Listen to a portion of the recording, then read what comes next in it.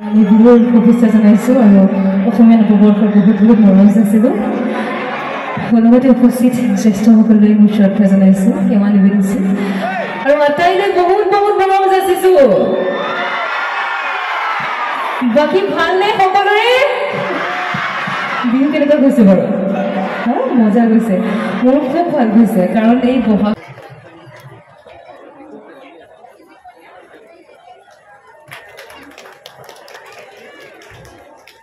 আমি ডক্টৰ আলক্ষ্য বৰুৱা ডাঙৰীয়া উদ্বোধনী মন্তব্যৰ লগতে তেওঁৰ দুআষাৰ শুভবাক্য আমাক প্ৰদান কৰিবৰ বাবে অনুৰোধ জনালোঁ আৰু লগতে বাঁহীৰ যিটো দল আছে বাঁহীৰ দলটিক আমি মঞ্চৰ নেপথ্যত বিচাৰিছোঁ। ধন্যবাদ। আচলতে এয়াই মৰম, এয়াই স্নেহ, এয়াই মোৰ জন্মভূমিৰ নিজ মাটিৰ গুণ। আচলতে মই মোৰ সন্মুখত আসন গ্ৰহণ কৰি থকা মোৰ পূজ্যপাত মোৰ শিক্ষাগুৰু অৰুণ বৰুৱা ছাৰৰ শ্ৰীচৰণক ইয়াৰ পৰাই সেৱা জনাইছোঁ। মই মজুমদাৰ ছাৰক দেখা পাইছিলোঁ, এইমাত্ৰ বুবু মামাক দেখা পাইছোঁ। মই ইয়াৰ পৰাই ইয়াত উপস্থিত প্ৰত্যেকগৰাকী আই মাতৃ সকলোলৈকে মোৰ হিয়া ভৰা শুভেচ্ছা তথা নতুন বৰ্ষৰ শুভকামনা জ্ঞাপন কৰিলোঁ। এইটো বৰ পবিত্ৰ ক্ষণ। ইয়াত আমি সততে দেখি থকা চালি ৰাজখোৱা মানসক মই নন্দনাথ শইকীয়া মহাবিদ্যালয়ৰ জেনেৰেল ছেক্ৰেটাৰীৰ ৰূপত দেখা পাইছিলোঁ। তেওঁ খুব সুন্দৰভাৱে বলিষ্ঠ নেতৃত্বত বৰ সুন্দৰ এখন সমাজ আগবঢ়াই নিবলৈ চেষ্টা কৰিছে।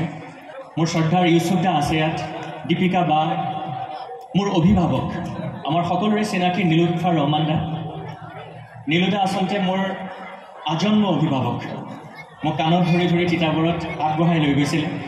মই নীলুদাৰ শ্ৰীচৰণত ইয়াৰ পৰাই সেৱা জনাইছোঁ।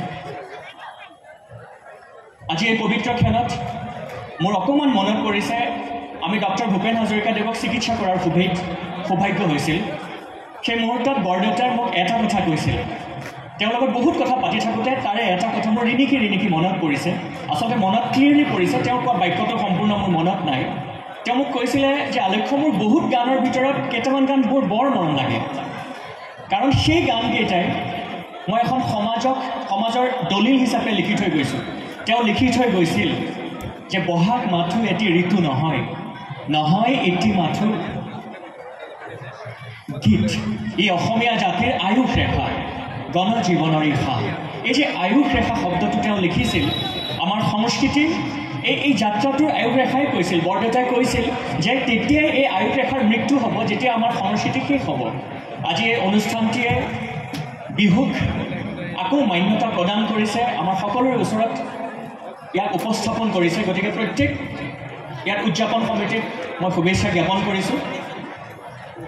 আমাৰ ফালৰ পৰা আমি প্ৰত্যেক মুহূৰ্তত এই অনুষ্ঠানৰ লগত, সাংস্কৃতিক অনুষ্ঠানটোৰ লগত প্ৰত্যেক মুহূৰ্তত আমি সদায় থিয় হৈ থাকিম। এই অনুষ্ঠানটোৰ দীৰ্ঘায়ু কামনা কৰিলোঁ। তাৰ লগতে আজি মঞ্চ উদ্বোধন কৰা হ'ল বুলি আমি ঘোষণা কৰিলোঁ। সকলোৰে ভাল হওক। জয় শ্ৰীকৃষ্ণ। ধন্যবাদ আৰু কৃতজ্ঞতা জ্ঞাপন কৰিছোঁ। যিহেতুকে পিংকী শৰ্মা বা আহি উপস্থিত হৈছে আৰু আমাৰ মাজত আছে, আমি বাকো দুআষাৰ আমাৰ মঞ্চত মতামত ৰাখিবলৈ অনুৰোধ জনালোঁ। মই এটা কথা ক'বলৈ থাকি গ'ল। আচলতে পিংকী তেওঁ এটা চিনেমা এখনৰ শ্বুটিঙৰ বাবে ব্যস্ত হৈ আছিলে। আমি সকলোৱে জুবিন গাৰ্গৰ কাঞ্চনজংঘা চিনেমাখন চাইছোঁনে বাৰু? প্ৰায় সকলোৱে চাইছোঁ। সেই চিনেমাখনত বলিষ্ঠ অভিনেতা কৰা অভিনেত্ৰী, তেখেতক মাত্ৰ এবাৰ আহ্বান কৰোঁতেই তিতাবৰ বাকীক চাবৰ বাবে আহিলে। মই তেখেতক এই চেগতে পুনৰবাৰ ধন্যবাদ দিছোঁ আৰু তিতাবৰলৈ মই তেখেতক স্বাগতম জনাইছোঁ। Thank you Pinky. বহুত বহুত ধন্যবাদ। আলক্ষ্যদাৰ জৰিয়তে আজি তিতাবৰবাসী ৰাইজক লগ পোৱাৰ সৌভাগ্যকণ হৈছে আৰু এই চেগতে সকলোকে জনাবলৈ পাই ভাল লাগিছে। ৰঙালী বিহুৰ সকলোকে শুভেচ্ছা জ্ঞাপন কৰিছোঁ আৰু লগতে সকলোৰে মনৰ আশা পূৰণ হওক আৰু সকলোৱে যেন দীৰ্ঘায়ু কামনা কৰিছোঁ সকলোৰে সেইখিনিয়ে। আৰু বিশেষ দীঘলীয়া নকৰোঁ, অনুষ্ঠান যিহেতু বাকী আছে আৰু আলক্ষ্যদাই খুব সুন্দৰ কথা কৈছে। আৰু লগতে এটা কথাই কওঁ যে এই কমিটিৰ লগত জড়িত বীৰ লাচিত সেনা অসম তিতাবৰ নগৰ সমিতিৰ উদ্যোগত যি তিতাবৰ কেন্দ্ৰীয় ৰঙালী বিহুৰ লগত জড়িত প্ৰতিগৰাকী ব্যক্তিক মই সন্মান জনাইছোঁ। কাৰণ এখন মঞ্চ আচলতে ইমান সম্ভৱ নহয় সহজে হৈ উঠা, যিহেতু যথেষ্ট কষ্ট আৰু দিন ৰাতি একাকাৰ কৰি কৰি প্ৰতিজন ব্যক্তিয়ে কাম কৰি এখন মঞ্চ সফল কৰে গতিকে সকলোকে মোৰ শ্ৰদ্ধা আৰু মৰম জ্ঞাপন কৰিছোঁ ধন্যবাদ সকলোলৈ পুনৰবাৰ ৰঙালী বিহু শুভেচ্ছা জ্ঞাপন কৰিছোঁ ধন্যবাদ